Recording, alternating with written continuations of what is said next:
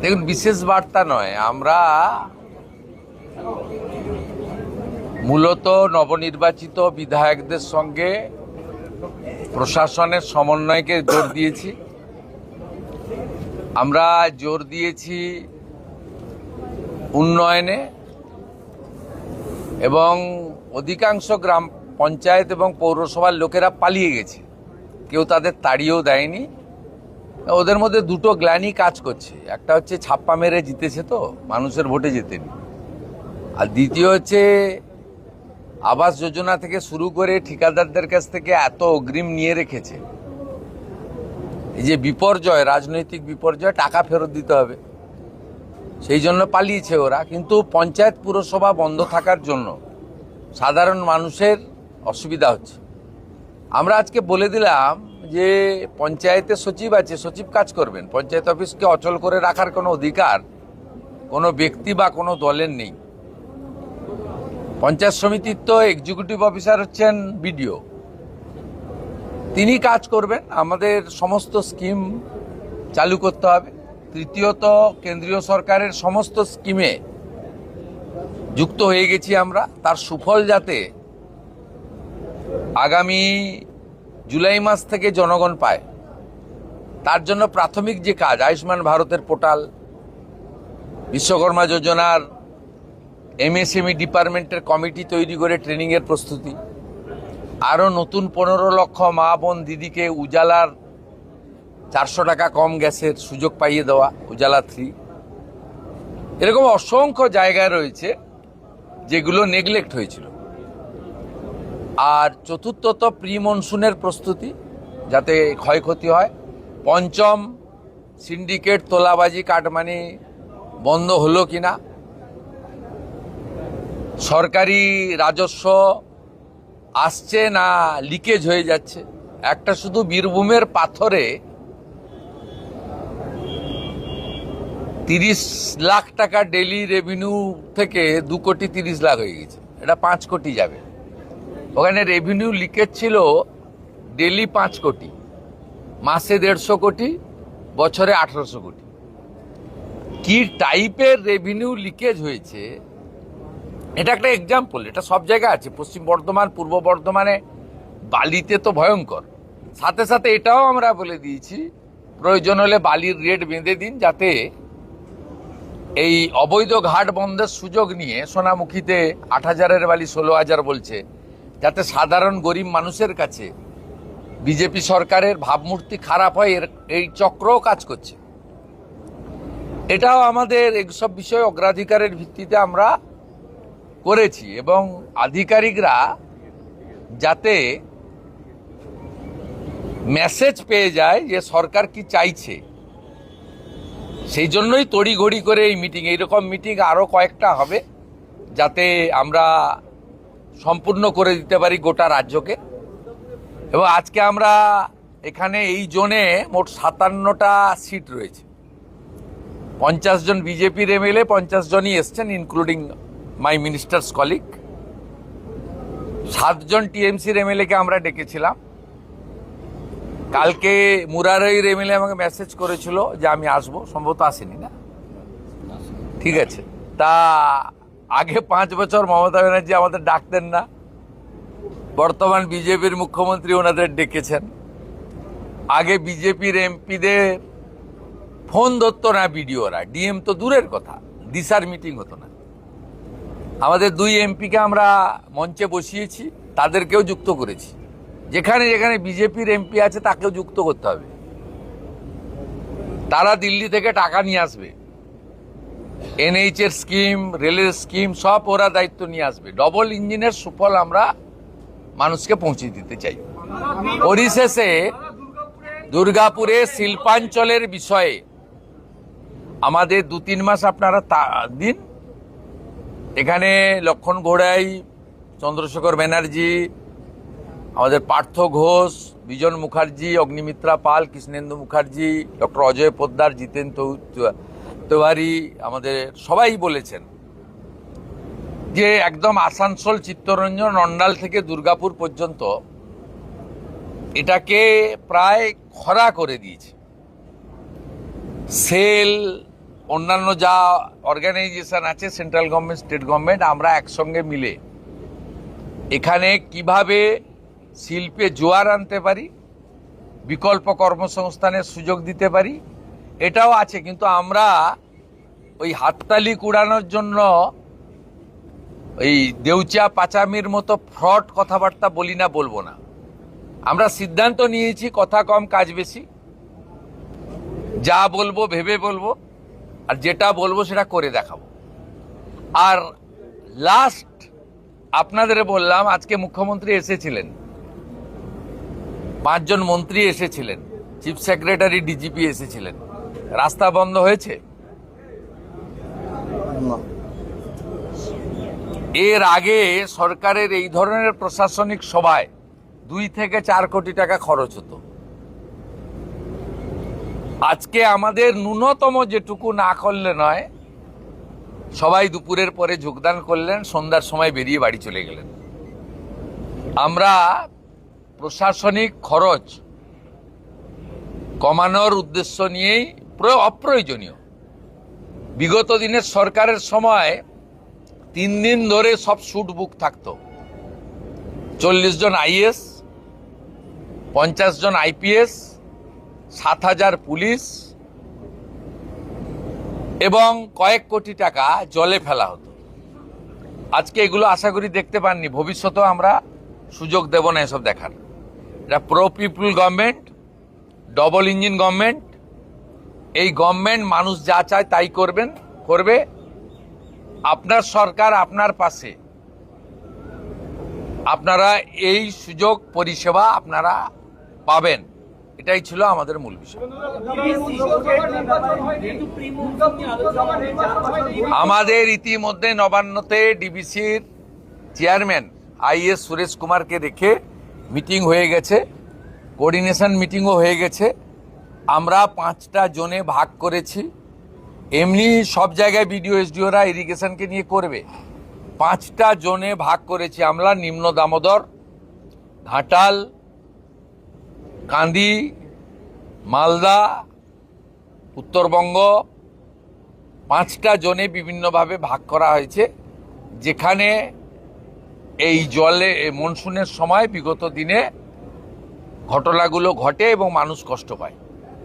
আমরা এক্ষুনি 100% সলিউশন করতে পারবো না, কারণ আমরা একদম খুব অল্প সময়ের জন্য দায়িত্ব নিয়েছি। কিন্তু সরকার ক্যালাস সরকার হবে না। আর পাহাড়ে মানুষ ভেসে চলে যাবে, আর মুখ্যমন্ত্রী মা দুর্গাকে নিয়ে প্যারেড করবেন, এসব কাজ এই সরকার করবে না। এটা সংবেদনশীল সরকার, সচেতন সরকার, জনগণের প্রতি দায়বদ্ধ থাকা সরকার। তার জন্য প্রি মনসুনের যা যা কাজ করা উচিত আমাদের ক্যাপাসিটির মধ্যে আছে, আমরা স্টার্ট করে দিয়েছি। Don't get worried. আমার এভাবে বলা উচিত নয়। ভোট কখন হবে স্টেট ইলেকশন কমিশন বলবে। আমরা শুধু বিশ্বাস করি, হাওড়াতেও যেটা আমি দুপুরের আগে বলে এসেছি, যত দ্রুত সম্ভব নির্বাচিত বোর্ডের হাতে ক্ষমতা হস্তান্তর আমরা চাই। দুর্গাপুরের মানুষকে আমি আশ্বস্ত করতে চাই, দুর্গাপূজা বা কালী পুজোর পরে যে কোনো সময় নির্বাচন করার বিষয়ে সংশ্লিষ্ট দপ্তরের মন্ত্রী অগ্নিমিত্রা পাল বা রাজ্য সরকার, আমরা সহযোগিতা করব স্টেট ইলেকশন কমিশনকে। তার আগে ডিলিমিটেশন, চূড়ান্ত ভোটার তালিকা প্রকাশ এবং এখন যে নাগরিক পরিষেবাটা চালু করা দরকার, এই কাজটা করার জন্য আমরা নির্দেশিকা বলেছি এবং মাননীয় মন্ত্রী নিজে মনিটরিং করছেন প্রধান সচিবকে নিয়ে।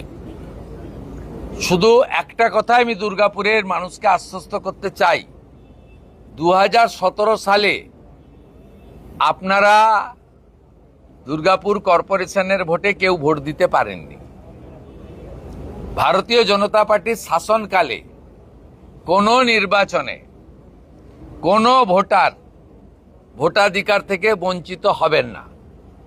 আমাদের সময়কালে একটি রিপোল চলছে ফলতাতে, আপনারা শত চেষ্টা করেও উৎসবের পরিবেশ ছাড়া অন্য কিছু ছবি দেখাতে পারেননি, এবং 90% পোল রিপোলে হয়েছে। বিশেষ করে 10 বছর বঞ্চিত থাকা ভোটাররা উৎসবের মতো ভোট দিয়েছেন। গ্রামবাসীরা সবাই মিলিত হয়ে খাওয়ারের ব্যবস্থা করে ভোট দিচ্ছেন। আমি টিভিতে ইউটিউবে যা দেখছি তাতে ভারতীয় জনতা পার্টির শাসনকালে প্রথম একটি নির্বাচন গণতন্ত্রের মহোৎসবের মতো কিভাবে উৎসবের আকার নিতে পারে, ফলতা দেখলেই সারাটা দিন কেমন যাবে ভোরবেলাই বোঝা যায়। তাই দুর্গাপুরের মানুষ আশ্বস্ত থাকতে পারেন, বাঁকুড়া থেকে বীরভূম থেকে গুন্ডা এনে 2017 সালে আপনাদের ভোট দিতে দেননি। তাই আপনারা যখনই সুযোগ পান ওদেরকে শিক্ষা দেন। 2019-এ শিক্ষা দিয়েছিলেন, আলুয়া লেজি জিতেছিল। 2021-এও আপনারা একটা সিট জিতিয়েছিলেন, আর একটা সিট খুব ক্লোজ, 2000 না 2500-এ আমরা লস করেছিলাম। 24-এও দিলীপ দাকে লিড দিয়েছেন এখান থেকে দুটো সিটেই।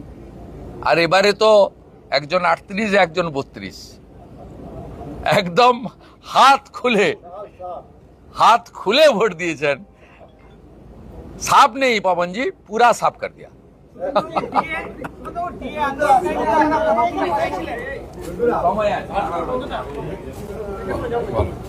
দেখে নেওয়া যাক মুখ্যমন্ত্রী শুভেন্দু অধিকারীর 18টি প্রধান নির্দেশিকা। 1. সব ধরনের তোলাবাজি ও সিন্ডিকেট রাজ বন্ধ করতে হবে। 2. পাড়ায় পাড়ায় জোর করে চাঁদা তুলে অনুষ্ঠান করার প্রবণতা বন্ধ করতে হবে। 3. রাজনৈতিক প্রভাব খাটিয়ে ক্লাবকে সরকারি টাকা বিলি বন্ধ করতে হবে। 4. দল জিতেছে বলে ব্যবসায়ীদের উপর চাপ দিয়ে মিষ্টি খাওয়ানো বা টাকা তোলা বন্ধ করতে হবে। 5.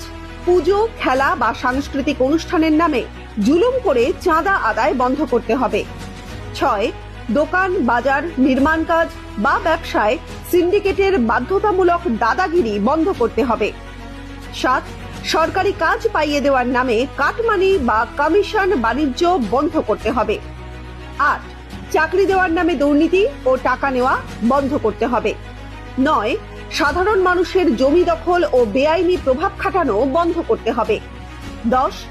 রাজনৈতিক পরিচয় ব্যবহার করে থানায় বা প্রশাসনে প্রভাব খাটানো বন্ধ করতে হবে। 11.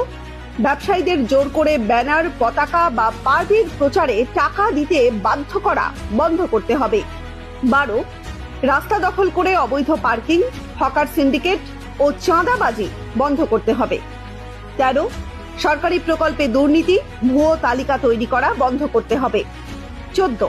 শিক্ষা প্রতিষ্ঠান ও হাসপাতালে রাজনৈতিক দাদাগিরি বন্ধ করতে হবে। 15. ভোটের সময় ভয় দেখানো, হুমকি ও সন্ত্রাসের রাজনীতি বন্ধ করতে হবে। 16. সাধারণ মানুষের নিরাপত্তা ও আইনের শাসন নিশ্চিত করতে হবে। 17. স্বচ্ছ প্রশাসন, কর্মসংস্থান ও শিল্প বান্ধব পরিবেশ গড়ে তুলতে হবে। 18. জনগণের ট্যাক্সের টাকা জনগণের উন্নয়নেই ব্যবহার করতে হবে। একদম বিচলিত হবেন না, একদম দূরত্ব তৈরি করবেন না, একদম আপনাদের শুভেন্দু আপনাদের সাথে ছিল, আছে, ভবিষ্যতেও থাকবে। বিরাট রাজ্য, 34 বছরের বাম শাসন, 15 বছরের তৃণমূল, 34 বছরের পার্টিতন্ত্র আর 15 বছরের চুরি দুর্নীতির তোষণ। এই রাজ্যটাকে মোদিজির সাহায্য নিয়ে, তার আশীর্বাদ নিয়ে, তার সহযোগিতা নিয়ে আবার নতুন করে দাঁড় করাতে হবে।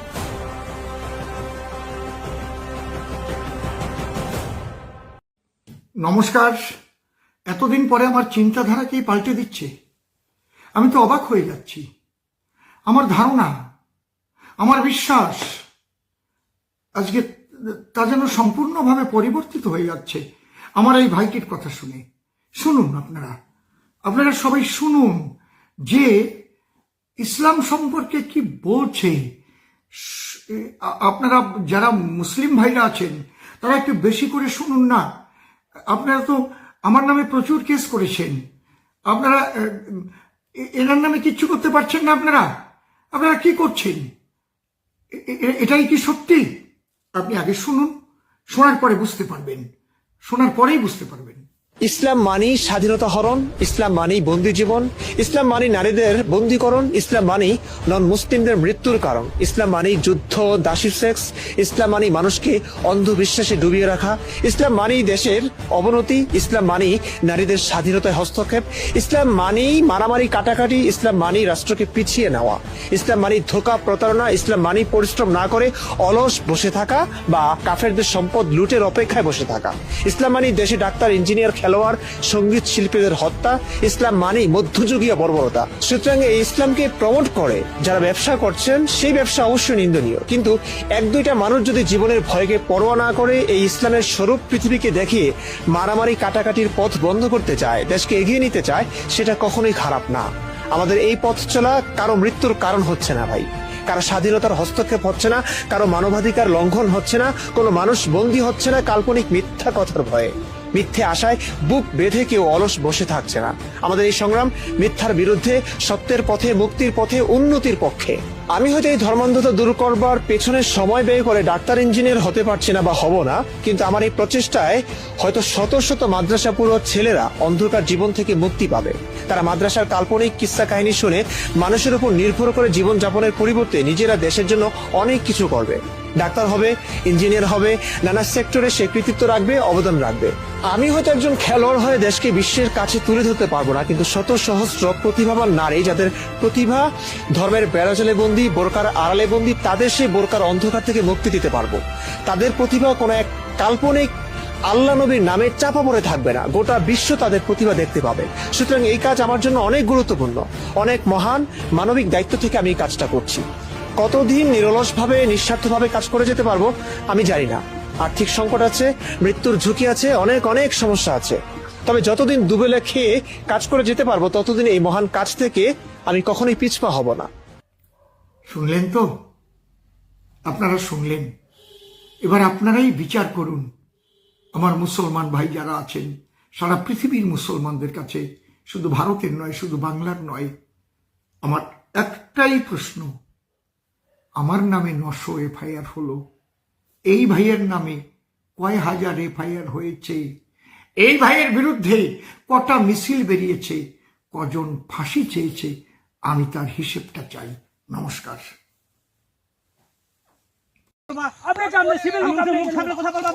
আপনি বলছেন না ফালতু কথা, আপনি কথা বলবেন। তুমি কে এখানে? তুমি কে?